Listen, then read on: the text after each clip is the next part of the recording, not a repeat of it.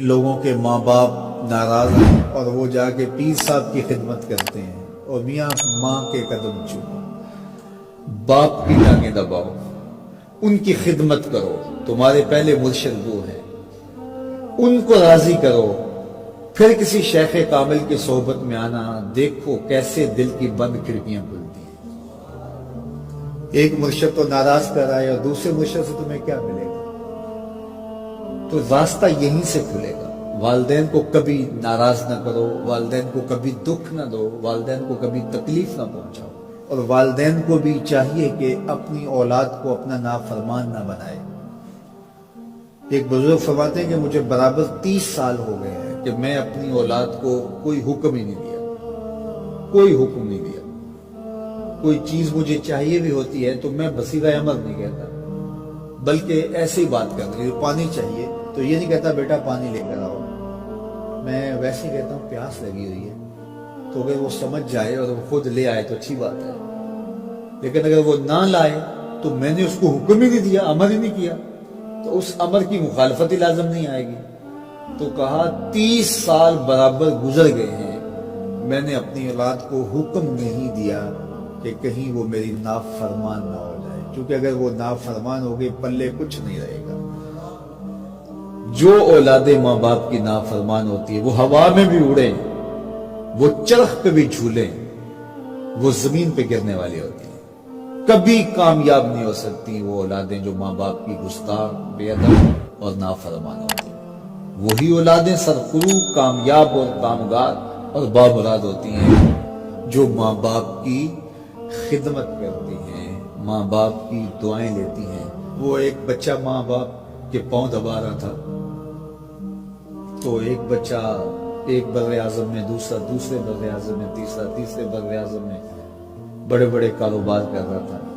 تو کوئی اس کا دوست ملنے آیا، اس نے کہا کہ اس نکمے کو بھی کہیں بھیج دو، فلاں جو ہے وہ یورپ میں ہے، فلاں امریکہ میں ہے، وہاں اتنی بڑی کمپنی اس نے کھولی ہوئی ہے، اس نکمے کو یہاں بٹھایا، اس کو بھیج دو، یہ تو نکمہ کسی کام کا نہیں۔ کہا یہ نکمہ ہی تو میرے کام آ رہا ہے کہ نکمہ۔ حضرت بایزید بستامی کہتے ہیں کہ میں نے اپنی ماں کے آگے ہاتھ جوڑے، میں نے کہا امی تجھے راضی کروں یا رب کو راضی کروں؟ تو اپنے حق مجھے معاف کر دے، اللہ کو میں راضی کر دیتا ہوں۔ ماں نے کہا جاؤ پتر میں اجازت دیتی ہوں۔ گئے جنگلوں میں، ذکر و فکر میں لگے رہے، تنہائی میں اس کو یاد کرتے رہے، دن رات ذکر کے چراغ روشن رکھے۔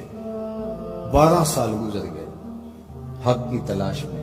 ایک دن واپس بستام کے قریب سے گزر رہے تھے، خیال آیا چلتے چلتے ماں کو سلام کر دروازے کو دستک دینے لگے تو اس خیال نے ہاتھ روک لیا کہ ساری زندگی ماں کو سکھ تو دیا کوئی نہیں، اب دکھ بھی کیوں دینے لگے؟ رات کا ایک پہر بیت گیا ہے، سردیوں کی لمبی رات ہے، ماں بستر میں لیٹی ہوگی، تیرے لیے اٹھے گی، دروازہ کھولے گی، دروازے کے ساتھ ہی لگ کے بیٹھ گئے اور ساری رات کاٹ دی، اس خیال سے کہ ماں کو تکلیف نہ ہو۔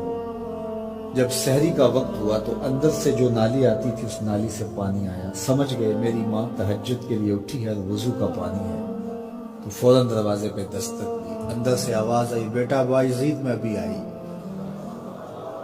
مائیں بیٹوں کے دستک کے انداز سے جان لیتی ہیں یہ کس بیٹے کے ہاتھوں کا لمس ہے۔ 12 سال کے بعد آئی، دستک دی، کہا بیٹا بایزید میں ابھی آئی۔ ماں کی تو نگاہیں ہی دروازے پہ رہتی ہیں۔ اللہ اکبر۔ کہتے ہیں کہ ماں نے دروازہ کھولا، 12 سال جنگلوں کی خاک چھانتے بیت گئی تھی، بڑا گندا صورت، بکھرے ہوئے بال، پھٹے ہوئے کپڑے۔ میری ماں کی جب نگاہ میرے پہ پڑی تو اس کی چشمان سے موٹے موٹے آنسو ٹپکنے لگے، اور اس نے ایسے ہاتھ پھیلا کے کہا مالک میرا بیٹا بایزید تیری طلب میں نکلا تھا، تو نے ابھی تک اسے اپنا قرب نہیں دیا۔ حضرت بایزید بستامی کہتے ہیں 12 سال کی ریاستوں سے جو کچھ نہیں ملا تھا ماں کے اٹھے ہوئے ہاتھوں سے مل گیا۔ میں نے کہا مالک میں تجھے کہاں ڈھونڈ رہا ہوں، تو کہاں موجود؟